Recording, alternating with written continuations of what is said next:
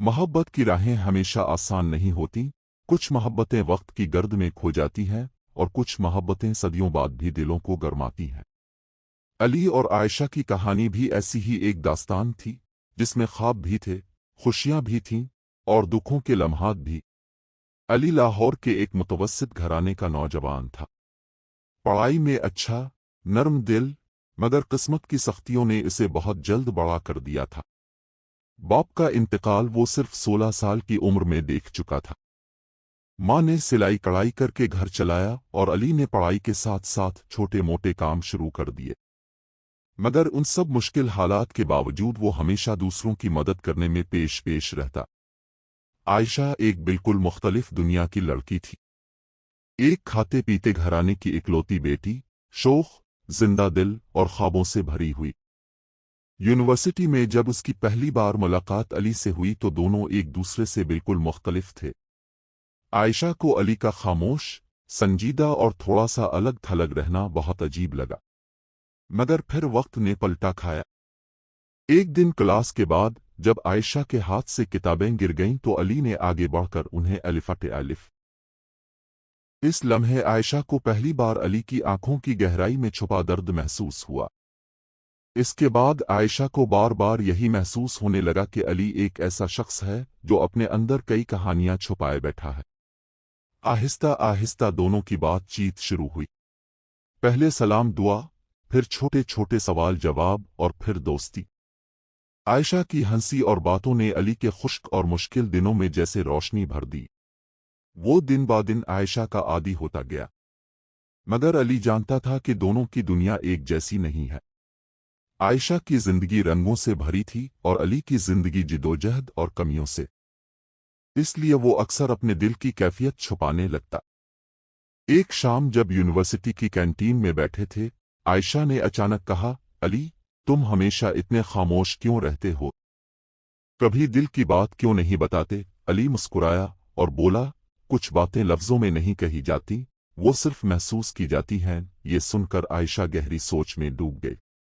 महीने गुजरते गए और ये खामोश मोहब्बत दोनों के दिलों में जड़ पकड़ती गई।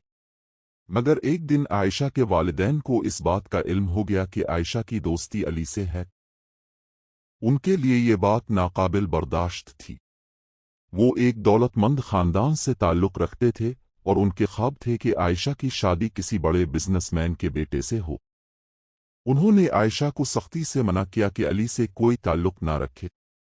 आयशा ने रूकर वालिदैन को समझाने की कोशिश की मगर उनके दिल पर दौलत का पर्दा था। आयशा ने हिम्मत न हारी। वो अली के पास गई और कहा, मैं तुम्हारे बगैर नहीं रह सकती, चाहे कुछ भी हो जाए। अली ने इसकी आंखों में आंखें डालकर कहा, आयशा, मोहब्बत सिर्फ अपने लिए नहीं होती, मोहब्बत कुर्बानी का नाम है। अगर तुम्हारी खुशी इसमें है कि तुम वालिदैन को नाराज ना करो, तो मैं अपनी मोहब्बत कुर्बान कर दूंगा। ये कहते हुए अली की आंखों में आंसू थे। आयशा ने इसके हाथ थाम लिए और कहा, नहीं अली, मैं तुम्हें खोना नहीं चाहती। मगर किस्मत ने फिर भी दोनों का साथ ना दिया। आयशा की शादी जबरदस्ती एक दौलतमंद घराने में कर दी गई। शादी के दिन आयशा ने दिल ही दिल में दुआ की थी कि काश ये सब एक ख्वाब हो और वो जाग जाए। लेकिन हकीकत ख्वाबों से ज्यादा जालिम थी। अली इस दिन बारिश में भीगा हुआ मस्जिद के एक कोने में बैठा रो रहा था।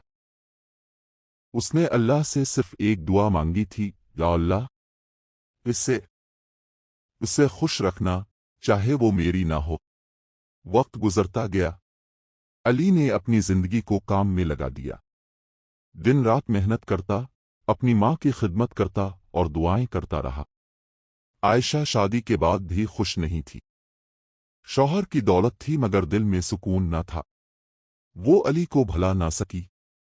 कई साल बाद जब किस्मत ने दोनों को दोबारा मिलवाया तो वो लम्हा दोनों के लिए बहुत कठिन था। आयशा के चेहरे पर थकन और उदासी थी और अली की आंखों में वही पुराना दर्द।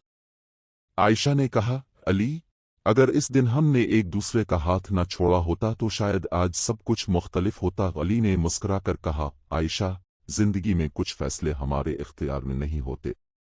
मोहब्बत हमेशा साथ नहीं देती, मगर यादें हमेशा रहती हैं। दोनों की आंखों से आंसू बह निकले। वो जानते थे कि अब वो कभी एक नहीं हो सकते, मगर उनकी मोहब्बत एक खामोश दुआ की तरह हमेशा एक दूसरे के दिल में जिंदा रहेगी।